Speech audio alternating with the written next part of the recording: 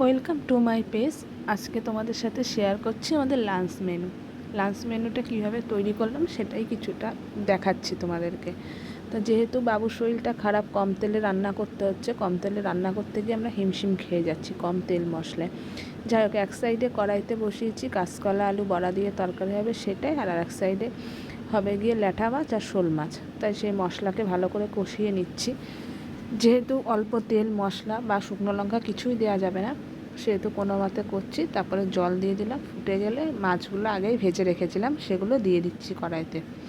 এদিকে মাছ ফুটছে, মাছগুলোকে ভালো করে মশলার সাথে মিশিয়ে জল দিয়ে ফোটাতে দিয়েছে। আর ওই দিকের কড়াইতে হচ্ছে গিয়ে কাঁচকলা আলুটা ভালো করে কষিয়ে নিচ্ছি। এদিকে মাছটা নুন লঙ্কা চিনি এগুলো চেখে নিয়ে মাছটাকে নামিয়ে দিলাম।